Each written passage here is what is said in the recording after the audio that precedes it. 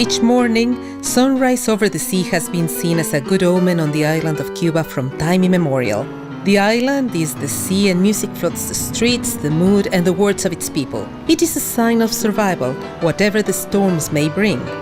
Philosophers and writers say that Cuba is female. Half of its 11 million inhabitants are women. But this is not the reason. Rather, it is that women show the way. Undeniably, they play the leading role.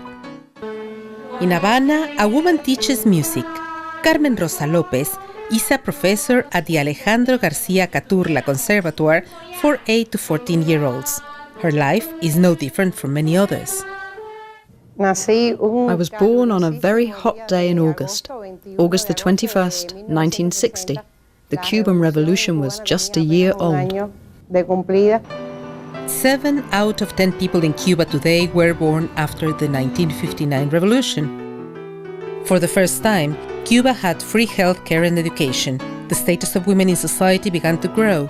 Their progress has been spectacular, with high achievements in education, increased life expectancy, and low birth rates. For many years, way before the millennium, women made up around 66% of Cuban professionals, more than 3/4 in the fields of health, science, and education. Cuban women played a major role in the country's economy. I studied from the age of 7 until I graduated from the Higher Institute of Art aged 27. That was in 1987. For 24 years, Carmen Rosa has worked at the same school teaching choral singing. She has taught several generations there and has worked in several different locations, but always at the same school. She founded the Diminuto Choir, which has enjoyed great success throughout its 10-year history.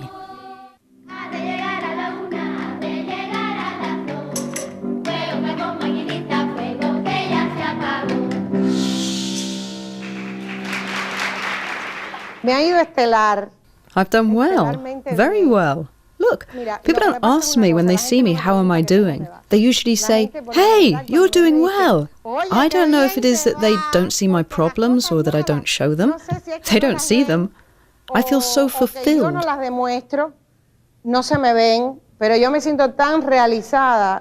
But Cuban reality has more than one side. Cuba is a third world country and poor in natural resources. In the 90s, with the collapse of the socialist bloc, it suffered the greatest economic crisis in its history. All the trade links supporting the country disappeared. Also, for more than 40 years, Cuba has suffered a blockade from the United States.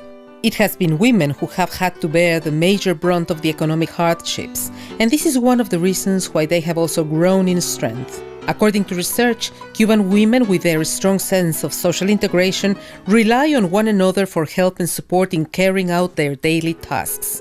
Carmen Rosa has 2 sons studying music in her school, and her husband teaches there too. It takes a lot of determination to maintain her active lifestyle.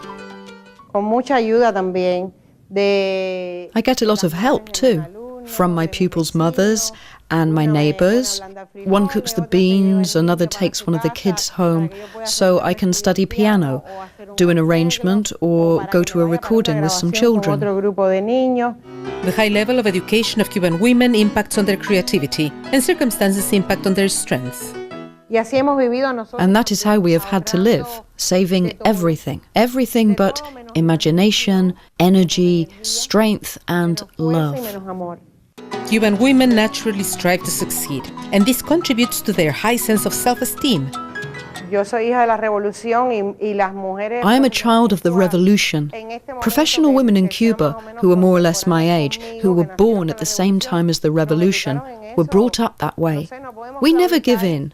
Why should I surrender if I can carry on? I don't know if I think too highly of women, or if this is some kind of machismo of mine, but I feel like the queen of my world. So when the sun rises every morning over the sea and music begins to fill the air, in every Cuban home there is a woman preparing to challenge the world. And that is exactly what she does.